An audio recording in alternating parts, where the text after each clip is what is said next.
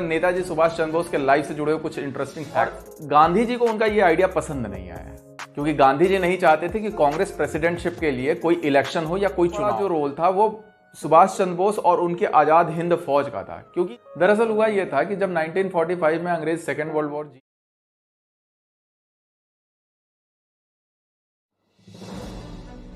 Intellect, bravery और patriotism का बेजोड़ कॉम्बिनेशन, और पर्सोना ऐसा कि उस समय का डिक्टेटर हिटलर भी पहली मुलाकात में उनकी मदद को तैयार हो गया। कांग्रेसी होते हुए भी नॉन कांग्रेसी होने की इमेज, क्योंकि उनकी आइडियोलॉजी कांग्रेस की आइडियोलॉजी से मैच नहीं खाती। जी, हम बात कर रहे हैं नेताजी सुभाष चंद्र बोस के लाइफ से जुड़े हुए कुछ इंटरेस्टिंग फैक्ट्स के बारे में, तो अंत तक बने रहिएगा हमारे साथ। 23 जनवरी 1897 को एक वेल ऑफ फैमिली में जन्मे नेताजी सुभाष चंद्र बोस का बचपन तो काफी कंफर्टेबल रहा था, क्योंकि इनके father Janaki Nath Bose famous barrister हुआ करते थे। पढ़ाई में अच्छे होने की वजह से नेताजी सुभाष चंद्र बोस को कलकत्ता के प्रेस्टिजियस प्रेसिडेंसी कॉलेज में दाखिला मिला था। और वहां का एक फेमस किस्सा यह है कि हिस्ट्री के प्रोफेसर E.S. ऑटन को थप्पड़ मारने की वजह से नेताजी सुभाष चंद्र बोस को कॉलेज से एक्सपेल्ड कर दिया गया था। E.S. ऑटन के बारे में कहा जाता है कि वो काफी रेसिस्ट किस्म का प्रोफेसर था और इंडियन स्टूडेंट्स को लेकर अक्सर उसकी अनबन हुआ करती थी। और एक दिन यह मसला इतना ज्यादा बढ़ गया कि नेताजी सुभाष चंद्र बोस ने उन्हें थप्पड़ मार दिया, जिसकी वजह से नेताजी को कॉलेज से एक्सपेल्ड कर दिया गया था। फिर बाद में सुभाष चंद्र बोस को स्कॉटिश चर्च कॉलेज में दाखिला मिला, जहां से उन्होंने अपने BA की पढ़ाई पूरी की। पढ़ाई में काफी अच्छे होने की वजह से इनकी फैमिली ने इन्हें इंग्लैंड भेज दिया, जहां पर इन्होंने इंडियन सिविल सर्विसेज का एग्जाम क्रैक किया।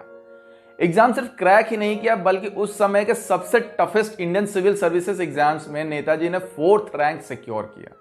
लेकिन इंडिया के फ्रीडम मूवमेंट में पार्टिसिपेशन के लिए नेताजी ने प्रोबेशन के टाइम पे ही इंडियन सिविल सर्विसेज की जॉब से रिजाइन कर दिया और वो इंडिया आ गए।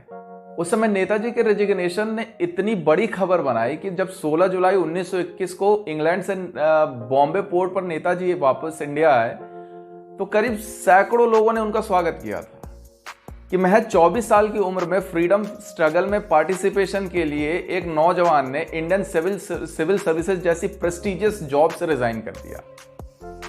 कहा जाता है कि पहली मुलाकात में कांग्रेस और महात्मा गांधी की आइडियोलॉजी से नेताजी सुभाष चंद्र बोस बिल्कुल भी इन्फ्लुएंस नहीं हुए थे, लेकिन उस समय के फेमस कांग्रेसी लीडर चित्तरंजन दास के इन्फ्लुएंस की वजह से नेताजी ने कांग्रेस ज्वाइन किया और उनके अंडर में उन्होंने काम करना शुरू किया, लोगों की सेवा करनी शुरू की।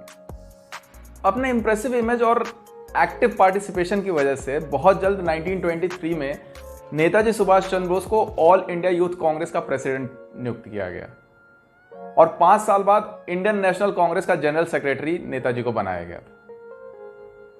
1928 में जब लॉर्ड इरविन ने डोमिनियन स्टेटस का प्रपोजल इंडिया के सामने रखा, तो ये नेताजी सुभाष चंद्र बोस ही थे जिन्होंने कांग्रेस की तरफ से इसका अपोज किया और कंप्लीट इंडिपेंडेंस की मांग। अपने इसी इंटेलेक्ट और लोगों के बीच लोकप्रियता की वजह से 1938 यानी 1938 में नेताजी सुभाष चंद्र बोस को कांग्रेस का प्रेसिडेंट बनाया गया। लेकिन 1939 में नेताजी सुभाष चंद्र बोस प्रेसिडेंशियलशिप के लिए दोबारा खड़े हुए और गांधी जी को उनका ये आइडिया पसंद नहीं आया, क्योंकि गांधी जी नहीं चाहते थे कि कांग्रेस प्रेसिडेंटशिप के लिए कोई इलेक्शन हो या कोई चुनाव हो। गांधी जी के लाख मनाने के बावजूद जब नेताजी सुभाष चंद्र बोस नहीं माने, तो गांधी जी ने अपने कैंडिडेट के तौर पे पट्टाभी सीतारामैया को कांग्रेस प्रेसिडेंट के लिए नॉमिनेट किया। हालांकि महात्मा गांधी के सपोर्ट और कांग्रेस कोर कमेटी, जिसमें सरदार पटेल और जवाहरलाल नेहरू शामिल थे, उनके समर्थन के बावजूद भी पट्टाभी सीतारामैया ये चुनाव हार गए और सुभाष चंद्र बोस को 1580 सीटें हासिल हुई। गांधी जी को यह बात बिल्कुल नागवार गुजरी और उन्होंने ओपन फोरम पे यानी पब्लिक मंच पे ये बात कही कि पट्टाभी सीतारामैया की हार महात्मा गांधी की निजी हार है, ये उनकी निजी हार है।